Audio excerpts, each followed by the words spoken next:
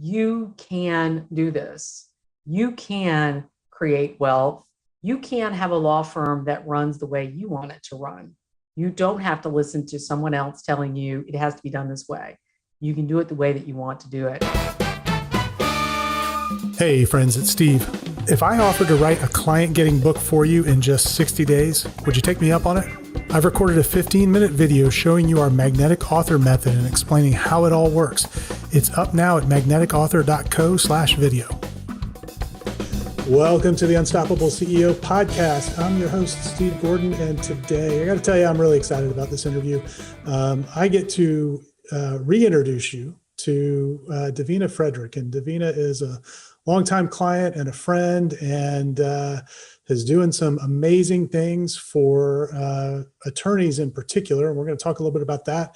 We're going to talk about marketing a professional service firm. We're going to talk about her new book. There's going to be lots of stuff in here for you, whether you're an attorney or in any other kind of business. So I'm really excited about it. And if you don't know who Davina is, she is a Florida licensed attorney. She started out as a marketer and then decided she wanted to go to law school, and she did that. And then right out of law school, bravely started her very own firm, which I'm pretty sure they recommend you don't do when you're graduating law school, and was successful with that, built that firm up, and then went back to her first love, which is marketing. And so now she's got a marketing coaching and consulting firm that specializes in helping wealthy women lawyers, that's the name of the firm, and really helps them go from low six-figure, mid six-figure practices well over into the seven figures. She's just really, really good at multiplying professional service businesses. And so we're going to have a fun conversation today. So Davina Frederick, welcome. Thank you. Thank you. What an introduction. I appreciate it. Yeah, we've known each other for a long time now, and I've had the good fortune of working with you. So I'm super excited to be here and have a conversation. And you and I both love to talk about marketing, so it's going to be great. Absolutely. So give everybody a little bit of background. I gave them kind of the cliff notes, but I mean, you went from marketing to law to your own firm to now the marketing firm, which you've been doing for quite a while now and successful at. And then you recently, kind of made some changes there. So I'd love to kind of just walk through that whole journey. I think it'd be really instructional for people. Yeah. It'd be great to give people clarity. And maybe I can get some myself as I talk about my career journey. I started out getting a degree in journalism, and I thought I was going to be this foreign correspondent traveling the world like Christiane Amanpour, and which is really hilarious if you know me, because you know that I get motion sick if I walk too fast. So the idea of me like jetting around the world to be a reporter, it's kind of nuts, but I absolutely loved it. But I wound up getting married and wound up staying where, growing where I was planted. And that led me to a job as a technical writer and ultimately down a path of marketing. And I worked in marketing professional services for about 15 years, working with engineering firms, law firms. I worked for an agency for a while, which I absolutely loved. And of course, we had a broad range of clients through the agency. I was the lead copywriter, and I headed up our publications, our affinity publications division that we started from scratch and grew for our clients. And somewhere along the way, I divorced my husband and met and married my current husband, and hopefully my husband for the rest of my life. And we've been together almost 20 years now. And I had an opportunity at that point to stop and really think about what it was I wanted to do in my career, because I feel like my career kind of happened to me when I kind of gave up that dream of being a journalist and went to where the jobs were, which was in marketing at the time. There was only one newspaper in town, and, so that wasn't a good path for me. And so I had an opportunity to really stop and think, well, what do I want to do? Can I pick something different? What would it be? And I'd always kind of had in the back of my mind an interest in becoming an attorney and going to law school. And I have a cousin who is a few years older than I am, and he's kind of like a brother to me. And he's an attorney and became very successful and really loved it, had a passion for it. And he and I had a conversation. And I said, okay. I actually had kind of a matrix that I was going to, am I going to be a teacher? Am I going to be an interior designer? Am I going to become a lawyer? What am I going to do? Right. And I chose becoming a lawyer and going to law school. So I went to law school and became an attorney. And my intention from the very beginning, because at this time I started law school when I was 38, and I had all this background kind of in business and marketing. And so my intention right from the get-go was I was going to go to law school and start my own law practice right out of law school. And like you said, I would not advise people, generally speaking, to do it. But I thought, well, with my business background, that this will be, and I had, in the course of my career, I had one business already that I started that didn't last very long. It failed miserably. But I always kind of was interested in that. And when I married my husband, he was an entrepreneur and and one of the things I was really attracted to and drawn to him was kind of his optimistic entrepreneurial spirit. It's one of the things I really loved. And this idea that you could control your destiny and make as much money as you want, and you're not limited by getting that paycheck and budgeting that paycheck every week, which is kind of the money story I grew up with, right? So that's how I entered the world as an entrepreneur, started my own law practice, and I grew it very quickly to the point where I added a partner. We started hiring other attorneys. We started hiring staff. And I realized that it wasn't what I had in my mind that I wanted to do. There was a real disconnect with me, with what I was doing in the day to day and what I had sort of envisioned I wanted my life to be, right? And I wound up leaving that partnership. And so for a while, I kind of bounced around. My husband had another business, and I was a partner in that business, which was a high performance fitness training facility. And I kind of worked with him in that business. And then I also kind of had a solo virtual law firm, which at that time, virtual wasn't really a thing. And I would have people say to me, that your clients are going to like that. And I remember one man in particular who had been somebody that, a colleague of mine that I really respected. He said to me, well, your clients are going to like that. They're going to want to come to an office. And by the way, why don't you rent this office condo in my building? That's really expensive. He didn't say that part, but that was his goal, right? He had an agenda. It wasn't going to work out because he really wanted me as a renter in his place that he overinvested in. And I said, no, I'm just going to keep doing this. So I started a virtual firm, and I did that for a while, but I was still sort of casting around for something that was more satisfying to me. And I was invited by an attorney colleague of mine, a friend, to a coaching conference. And it was a high ticket coach, woman who had, hundreds of clients, thousands of people there at the conference. I went with her. I thought it'd be kind of fun. I was kind of trying to figure out what to do. And we went, and there's all of this music and these flashing lights, and it's like a big dance party. And of course, very, if anybody's ever been to anything like a Tony Robbins, convention or whatever, that's kind of the feel of it. It's a very high energy. Everybody's talking about business. Everybody's talking about success, and there are a lot of success stories. And I fell for that. I fell in love with it. I fell in love with the idea. Again, I've always kind of loved this idea of being able to create your own destiny. And I wound up signing up for that program. And as it turned out, that program really wasn't, I wasn't advanced enough in my business idea and what I wanted to do to get the most value out of that program at the time. But I'm forever grateful to her and that situation, because it opened up a whole new window for me of opportunity, and kind of like this light bulb moment. And that is business coaching and strategy, and being able to combine the skills that I had developed as a marketer and as an attorney, and those critical analytical thinking skills, and combine that in a way that could really help other people, maybe avoid some of the mistakes I had made as an attorney. And so that's the long sort of version of those cliff notes of how I got to doing what I do now. You started the current firm, but originally you were kind of broadly focused on working with women entrepreneurs.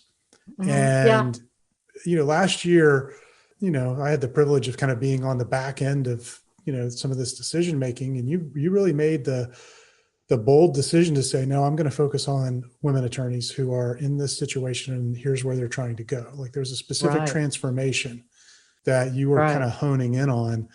Talk a little bit about making that decision, because I think a lot of people look at that and, maybe they want to do it, but they get really scared. And Yeah. how did that work for you? How easy was it? How difficult was it? What was that like? Yeah, you and I had a lot of discussions about that, and you saw firsthand the process that I went through. But I started, so when I started the business, I started it kind of around existing marketing skills that I had at the time, and that was what I was delivering. I was sort of in the implementation end of the marketing process, so helping professional service businesses, which is what my background experience was in, do online marketing. So websites and social media and this kind of thing. And I very quickly realized that a lot of those clients were coming to me saying, well, I want to run Facebook ads, or I need a better website that converts, or I need something. And they didn't really understand why. They didn't understand who their clients were, where their clients hang out, why are we doing Facebook? Well, because other people are doing Facebook. And so that's what I think I need to be doing. And so I backed up a little bit, this is really early in the business, and said, we need to start with a plan. And that's sort of my nature anyway. I'm a strategist. I've taken the Clifton Strengths, and I don't know if anybody's taken that personality assessment, but my top 3 characteristics are strategic thinking. And then my other top 2 are relationship building. So I went back to my strategic thinking. I said, we need a strategy. We need to know what it is what's the result you want? What's the outcome? And so I started working with my clients on really strategizing. And initially, I worked with men and women, and I worked with different types of businesses. Most of them were service businesses. I found when I got into retail, I had a couple of clients who were in retail, online retail, and it just wasn't an area that I felt like I had the expertise to really help them. So I really stayed focused a lot on service-based businesses, and that included, medical facilities and attorneys and accountants. I mean, just different kinds of businesses and copywriters. And over time, what I found is that the clients who sort of clamored to hire me tended to be other attorneys, particularly other women attorneys. And so the majority of my clients became that. It kind of evolved naturally. And I really was on the fence about niching down, as Steve knows very well, because there was always this feeling that, oh gosh, if I niche down, then I'm cutting off these other opportunities. I'm cutting off that opportunity. If somebody comes to me and says, well, I own a day spa and I want you to help me grow my business, what if I'm cutting off that opportunity by focusing just on women lawyers? And now, of course, I look back at that and I go, that's just the crazy talk, like, because the other thing that came up that sort of informed my decision making is when I started out coaching law firms and coaching attorneys, I got into some social media groups, and particularly geared toward women attorneys. Initially, I was kind of one of very few. And then I started noticing a lot more women who were making the shift. They were seeing this opportunity and they said, well, I can be a coach for, women attorneys. And that started evolving. And some of the ways that they were branding their business made it much more clear that they were coaching lawyers. They didn't scale down to the level that I did with just women lawyers, but they were coaching lawyers and they were putting that in the name of their business. The name of my business was not that. I had a very generic name to my business because my objective when I started my business was a little bit different. So I want to just pause there for a second, because that's a okay. really important point that you just made. One of the reasons to make this kind of a shift for everybody listening is that it tends to telegraph exactly who you serve best. And instead of shutting off opportunity, you actually open up all this opportunity, right? With these people that overlooked you before, and they're really your best clients, and they overlooked you because you were generic. Exactly. And that was I started noticing, is that people didn't realize that, well, the majority of my clients are women law firm owners, and that's really where my area of expertise is. And I was kind of missing some of those opportunities because I call it cocktail party syndrome. I don't know if you've heard of this before, but when you're at a cocktail party and everybody's kind of standing around with a cocktail chatting, and you hear your name come from someplace behind you, your natural inclination is just to whip your head around and see who's calling your name. And that's what I wanted to do with the name of my business is I wanted to have cocktail party syndrome. And so I said, I'm just going to put the name of my clients. I'm very clearly going to call my clients by just putting it right in the name of my business. And I chose Wealthy Woman Lawyer. You and I discussed a lot of names as I was going through this process. And one of the challenges of the name is that it says wealthy right in the name. And for a lot of women business owners, one of the big problems that they have is talking about money and running their business like a business owner and really putting money, profitability first and foremost in the business. And so to put wealthy right in the name of the business, I knew that it would be very repellent as well as highly attractive. And so it would really repel people who were offended by the idea of making money in a business. And I really wanted to repel those people because they're not my ideal clients. So this right away was a way of me sort of filtering out. It kind of helped me in the sales process because, if you're scheduling a sales conversation with me, we're going to talk about money. And if you've got an issue with that, then it's not going to be a good fit for either of us, right? Because that's really what I wanted to do was help women law firm owners become better business people and really make more money in their business and make personal wealth as a result. It's been interesting to watch this transition. So it probably took you close to a year to kind of rebrand everything, because it was new website. It was everything. It was painful. It was painful. I got to tell you, it was painful to go through that. I remember but it was some also of those exhilarating. It was also Yeah. exhilarating at the same time. I remember some of those conversations when you were in the midst of it, and you could tell it was, just the process of having to almost reinvent the business under this new brand was, it was tiring you out for sure. Yeah. But then we get to the other side of it, and you start to promote, and it's been a lot of fun to watch. So you did, you came up with a new program which gave you some leverage, some time leverage. Something we're talking about a lot here on the podcast lately. And in that, you launched that and you didn't have $1 million launch, but you had what I think most people would consider a pretty darn successful launch. Talk a little bit about that process and maybe what you learned from that now focused on this new market. Yes, it was definitely challenging. So that year, I think that was 2019, maybe I sort of moved to the Wealthy Woman Lawyer brand. And that year was rather a painful shift, but I knew it was the right thing to do. But what I didn't want to do, and I think what many entrepreneur would tell you the same thing, is I didn't want the pain of change. And I knew what it was going to take. Right.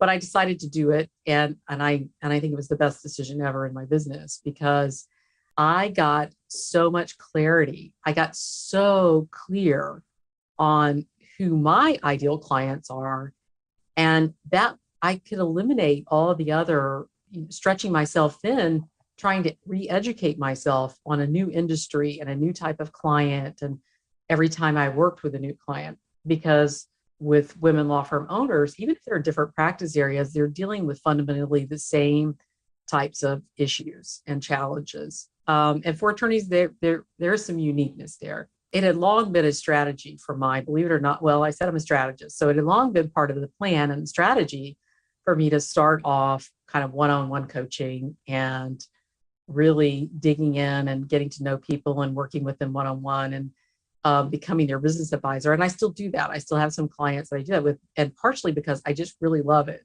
I love those relationships, but it had long been part of my plan to create a product where I could get some leverage in my business, and really also so that I could reach and impact a lot more of my audience, because there are so many women law firm owners out there that are not at a stage where they can even conceive of what it's like to work one-on-one with a coach. They have a lot of money fear around making the investment and working one-on-one with the coach.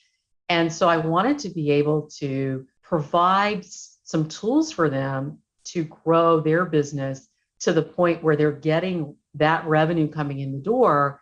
And now it's starting to create other issues for them in their business, as happens as you grow. And they're going to be ready at that point to work with a coach to help them solve some of those issues, like growing their team and setting up systems. But first, they sort of have to get to that phase where they're making enough money to be able to do something to invest in growth for their business, at a very least, paying marketers to help you or whatever, right? So I took this framework that I had developed as a result of the years of work I've spent working one-on-one with clients, and I created a course out of it. And I put that course in a membership community because one of the things that I've noticed is that my target market really loves and needs and desires community of like-minded people. And I think it's so important to the success of any business owner, but women in particular tend to like to do things together as a group. So exercising has always been kind of interesting to me. You'll see women, we're going to go to an exercise class, we're going to exercise together. Well, I'm a little different. I'm not that, I tend to be a maverick and I tend to like to go do my own thing, right? But a lot of women love that social aspect and that supportive aspect of coming together as a community. And I found that so many of my clients really love and need the community because what we do in growing our business is challenging. It challenges us in different ways. So that's a huge aspect of this membership site. You get the course, and then you also have this really strong community of other women law firm owners who are on this journey with you. And some may be ahead of you on the journey and some may be behind you on the journey, but that's great. That's what you want because you want to be able to learn from everybody there, right? So we have a kind of a mastermind situation. So it just allowed me to really expand my impact. I basically doubled my clients is what I did in my first launch by creating this expansion. And it's just continued to grow from there. Yeah. And I know you've got another launch coming up as we're recording this and, and so it's just given you this way to sort of have something new to offer on a regular basis and bring people in, which is great. I want to pivot for a second. I want to talk about something really cool. I have a copy here, your brand new book. Yes. The Wealthy Woman Lawyer's Guide to Law Firm Marketing in the Virtual Age, 10 bold actions to take now to attract your ideal clients with total ease. I love the title. I love the subtitle, cover, the whole 9 yards. Just think it came out really well. And you wrote all of this yourself. A lot of people listening will know we have a service that does that, but you had some really specific kind of intellectual property that you wanted to get into this, your unique methodology, and you wrote it yourself. And I'd love to talk a little bit about that journey because you've really been on the book writing journey for a couple of years. I know it's a big accomplishment to finally get it done. It must feel really good. Well, apparently I have to do things the long, hard, and painful way.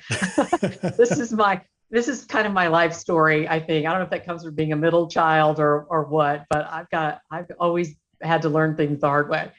So the book was no different. It was very much being a writer. I think writing has been a thread throughout my career. It has been the consistent thread. So whether it's journalism or marketing or, as a professional copywriter or as an attorney, obviously, writing and thinking. I always tell young writers when they are struggling with writer's block, I say, writers think with their fingers on the keyboard. So sit butt in chair, fingers on the keyboard. Don't try to figure everything out before you sit down because that's not how we think. We think directly by typing or writing or whatever. So there are several iterations of this book. If anybody saw my Dropbox and they saw all the different stops and starts and pieces and parts of this book, and with your encouragement, and you probably said more times than you ever thought you would say, okay, get back to writing a book. But we finally made the book an actual tangible thing. And you guys really helped me with the editing and publishing process of this book. And I'm so grateful for that because it really is thrilling when you finally, have this very tangible accomplishment in front of you. And also, again, I always back to the place of the message that I have for women law firm owners, in that you can do this. You can create wealth. You can have a law firm that runs the way you want it to run. You don't have to listen to someone else telling you it has to be done this way. You can do it the way that you want to do it. And this is the first book of a series. I'm putting that out there, those big goals, right? But this one is the reason I chose this one first. And it was kind of a hard decision for me, because I chose this first because I feel like marketing is really kind of the place where we start with our business, with growing our business. If we don't have the clients, if we don't have somebody coming in to pay us for our services, we don't have a business. We may have a charity or a hobby or something, but we don't have a business if people aren't saying, I want to pay you for your services. And so it's a real linchpin. I mean, it's a place, it's that place where if you don't understand how to market your business, you aren't really dialed in on who your ideal client is, if you aren't really dialed in on where they hang out and what messages are going to attract them to you, and if you don't even know your own core values and what it is that you want your business to be, you're going to wind up with something you don't want. And you're certainly not going to wind up with a successful business. So that's why I started with this particular book. It is not, when I'm working with my clients, I'm helping them to grow their business. And that's all aspects of their business, in terms of that's cultivating a team of players to work with them, that's setting up systems, that's really a lot of mindset work.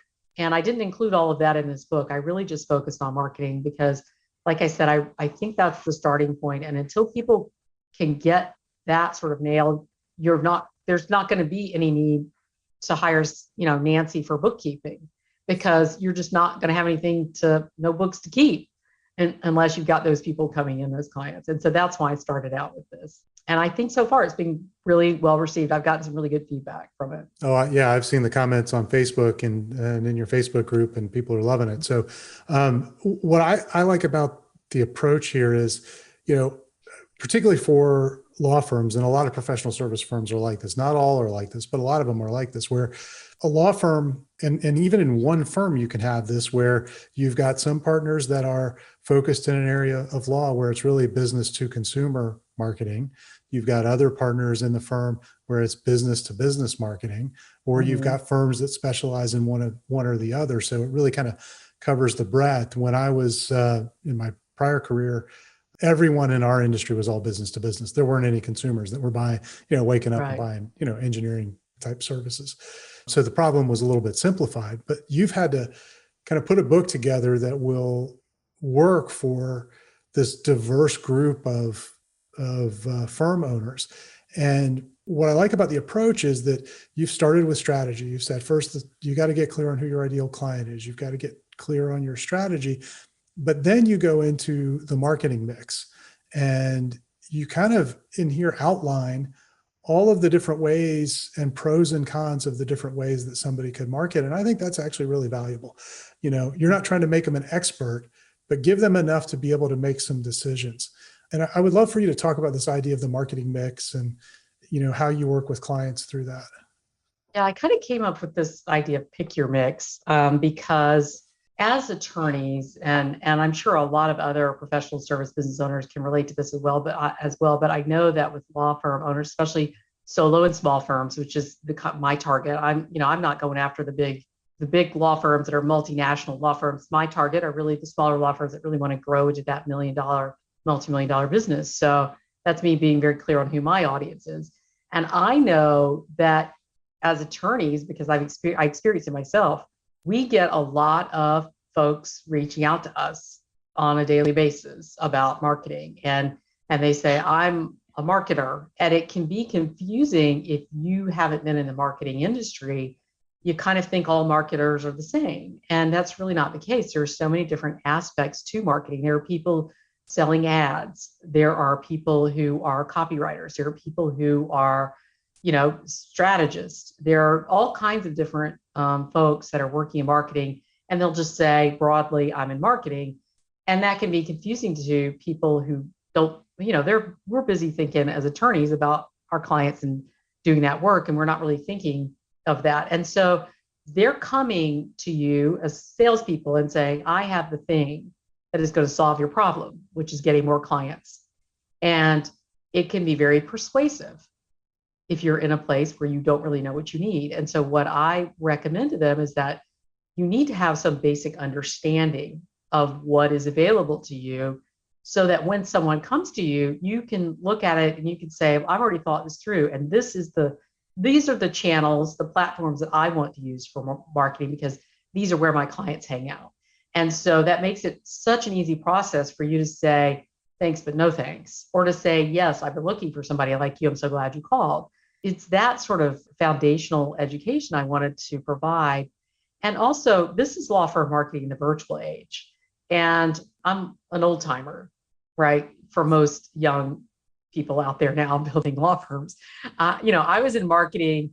We were designing websites. I was writing copy for websites at a time when businesses didn't even understand why they needed a website.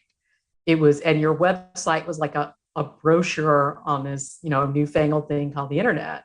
So we're in a completely different world now. And so many of my clients, and it's amazing because the pandemic has really changed a lot. So many of my clients were already being young with fresh ideas and new ways of doing things, working virtually with their clients. And I had done this. I had worked virtually, and when people were saying, what? And I was still networking in person, though, when I started working virtually. So I was going to the BNI meeting, and I made good money doing that, and I met a great group of people. But I started thinking about, how can I just have my whole business be virtual, so I'm not tied to these 7:30 meetings, down at the, wherever, like the coffee shop, right? And so, there's so many, very rapidly, we're seeing more and more avenues for marketing virtually now. And so there's part of that too, where people are looking at that and going, oh my gosh, I just got Instagram nailed. Now I need to go figure out TikTok. And now I get, oh, there's Clubhouse, and there are all these things. And you start to see this kind of like, people are freezing because they don't know where they should be and what they should be doing. And they feel this pressure to do this. And so I wanted to talk about that and say, there's a whole lot of ways to market your business without ever leaving your office and leaving your desk, if that's what you want to do, right? Which is what I like. But here's how you figure out what's right for you, so that you let go, just like get over being someplace just because other people are there playing around on it. Don't let that get in your head. Get over FOMO if you're missing out, and saying it's okay. They can have TikTok, for example, and my clients are here. This is where my clients are. So I'm going to get in front of them. And maybe that's doing webinars or public speaking still in some fashion, or writing a book, or creating videos. I mean, there's all kinds of ways that you can get in front of your target audience. And what you need to do, what Pick Your Mix is really about picking those 1, 2, 3 channels, 3 ways that you're going to do it, and let the rest go, and give yourself that peace, so you can focus on other more important things in your business.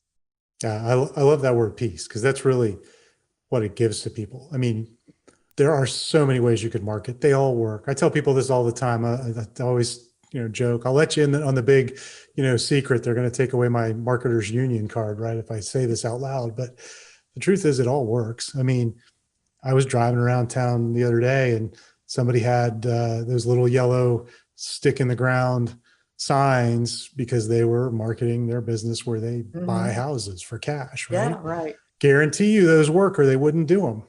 Right. Absolutely. The snipe signs. The Yeah. snipe signs are great. I mean, if that works, that's sort of the bottom rung on the ladder. Work up from there, it all works. Right. Right. It doesn't all work for everybody, though, and that's the key. Exactly. You have to, and this is one of the things that I know you touch on with your clients, is you've got to find that method that fits you, fits your personality, fits what you like to do, builds on your strengths. Right. If you're a fantastic speaker, maybe that ought to be in your mix, and maybe you shouldn't worry about social media as much. You can make all those sort of differential decisions. So I love that approach, and I'm so glad it's in there. I know we're getting a little bit short on time, but I do want to ask you one other question because I think this will be helpful for everybody listening. As you're working with your clients, you're taking them through this journey to go from maybe a low six-figure, mid six-figure firm and kind of break that seven-figure barrier. What do you find is the biggest thing that holds them back? Oh gosh, well, I call it money stories. That's how it was presented to me years ago when I learned it. And so I love that language, this idea of a money story. I think a lot of what holds people back, it's their own beliefs and their own mindset and their own somewhere along the way, someone has planted a seed in the back of your mind, a belief, and you've just accepted that belief as true. And so it's uncomfortable. You start getting to a point in your life when you're like, I'm not quite happy. There's something here that's out of sync. I'm not quite in alignment with what it is that I want, and I can't figure it out. And the reason why is because you haven't challenged those beliefs and ask yourself, do these thoughts and beliefs serve where I am now in my life and where I want to go? So that's really that's the work, Steve, we talk about selling what clients think they want and then giving them what they need. And that is really the work of coaching that I think is so helpful. I mean, certainly we do work on business strategy, and I'm not a therapist, and I don't want to be. I know when I first started doing this, that was the challenge. It's like, okay, how do I don't want to cross that boundary, right?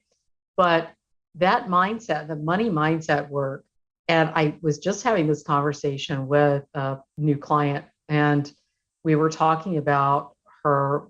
She was just having these kind of eye-opening moments. We were talking, and I was saying, you have to become the person who can manage $1 million revenue generating company or a multi-million dollar revenue generating company. You don't start out that way. It's like when they send you home from the hospital with that brand new baby, they don't send you home with a teenager, because if they sent you home with a teenager, you'd be sending that back, right? You'd There's like, never do no, that but again. they sent you home with a cute little baby that, even though they're driving you nuts, you're not getting any sleep, they're constantly crying and pooping and needing to be fed. They're so stinking cute that you're just overcome with love and emotion over them, right?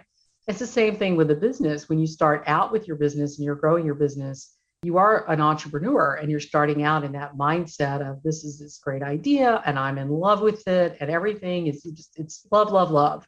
And you're out talking to people about it and you're glowing and you're so excited.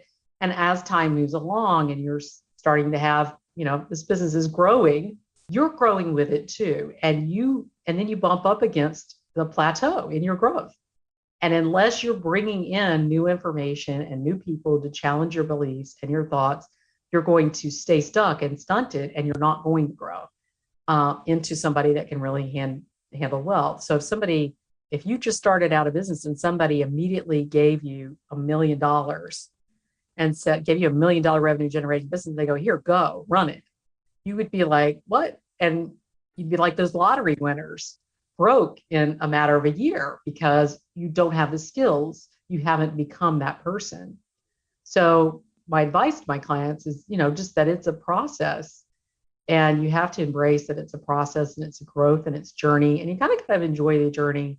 As trite as that sounds, you have to enjoy the journey along the way. And if you're not in love with the business, the aspect of growing a business and enjoying that journey and willing to go through the mental challenges of opening your mind to new concepts and new thoughts, then it's going to be really hard for you, I think, to get where you want to go, where you say you want to go. Yeah, for sure. And I love that money story concept. I think that's Yeah. that's a great place to start questioning your own thinking.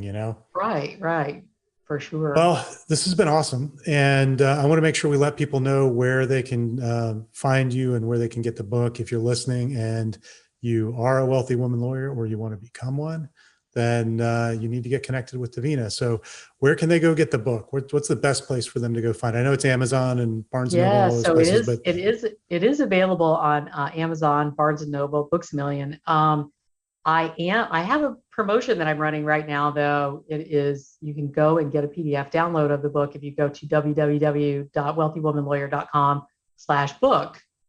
So really easy to remember, wealthywomanlawyer.com/book. And you can get a free PDF download of it And then you also offer the opportunity if you want to go get a hard copy. I don't know, you guys can't see from this video, but I'm in my office and I have bookcases everywhere full of hard copies of books. And I have also, my Kindle, the e-reader is full of books. So if you're like me, you like to have multiple versions and different ways of interacting with the information. Podcasts, I listen to a lot of podcasts. So there are different versions of the book if you want that. You can buy it on those bookseller sites. Okay, perfect. And your site is wealthywomanlawyer.com. Wealthywomanlawyer.com. Your podcast is the Wealthy Woman Lawyer Podcast. So check that out on your iTunes, Spotify, Google Podcasts, all the usual places. Right. And you can also go to the website. Try to look for it quickly. That's a great way to get to it as well. But absolutely. Yes, absolutely. So I appreciate it. Thank you. Yeah. Thank you for being here. This has been a lot of fun, and I'm glad we got to invest a little time together. Yeah, it was great, Steve. Thanks so much for having me. I really enjoyed it. Thanks for listening to the Unstoppable CEO podcast. Help others discover this show. Leave a review and rating on iTunes at unstoppableceo.net/iTunes.